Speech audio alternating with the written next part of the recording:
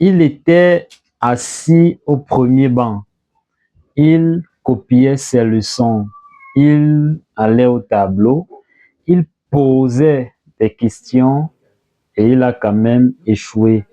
Pas parce qu'il ne voulait pas réussir, pas parce qu'il était paresseux, mais parce que personne ne lui avait appris quelle est la différence qu'il y a entre travailler et travailler correctement. L'année dernière, j'avais un élève en classe de première très assidu, toujours présent à mes cours et il était assis au premier banc. Lorsqu'il ne comprenait pas, il levait toujours la main.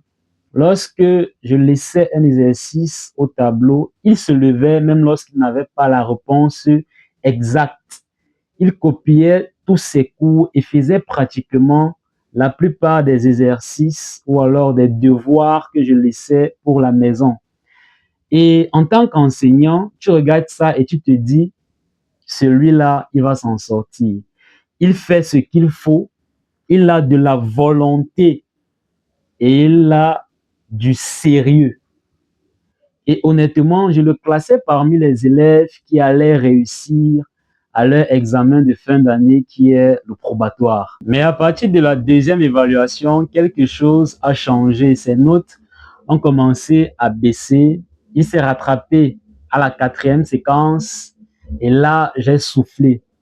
Mais il a rechuté à la cinquième. Et j'ai commencé à remarquer qu'il ne s'agissait juste pas d'une mauvaise passe. C'était un pattern, un schéma qui se répète. Et généralement, les patterns ne mentent pas. J'ai commencé à regarder ça de plus près et c'est là que j'ai compris. J'ai compris que le problème, ce n'était pas lui. Le problème, c'était la méthode ou alors l'absence de méthode. Il mémorisait sans réellement comprendre le raisonnement derrière. Il copiait les leçons, mais ne les réalisait pas régulièrement.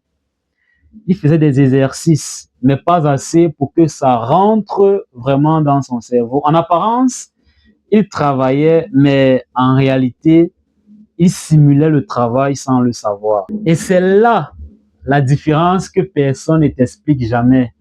Il y a le travail qui te fatigue. Il y a le travail qui t'épuise. Et il y a le travail qui te transforme.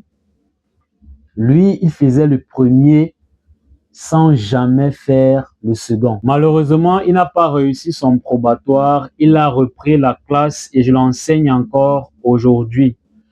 Et en le regardant cette année, je n'ai pas pensé qu'à lui.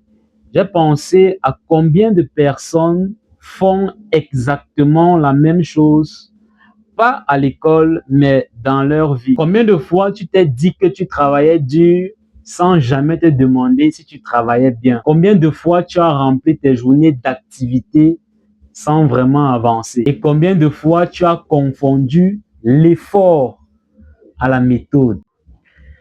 Vous savez, les gens bien échouent rarement par manque de volonté.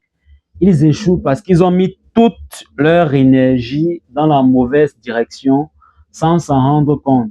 Et dites-vous que travailler dur sans méthode, c'est comme creuser vite, mais dans la mauvaise direction.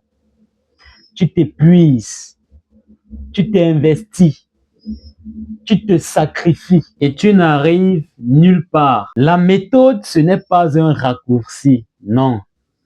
La méthode est ce qui fait en sorte que ton effort arrive où tu veux aller. Mon élève n'avait pas besoin de travailler plus dur. Il avait besoin de travailler autrement. Dis-moi en commentaire si tu veux que je te partage la méthode que j'utilisais quand j'étais à l'école. Et toi, dans le domaine où tu bloques actuellement, la vraie question n'est peut-être pas est-ce que je fais assez? La vraie question est est-ce que je fais bien? Si cette vidéo t'a parlé, partage-la avec quelqu'un qui travaille dur, mais qui n'avance pas comme il se devrait. Et dis-moi en commentaire dans quel domaine tu sais que tu dois changer ta méthode, pas ton effort.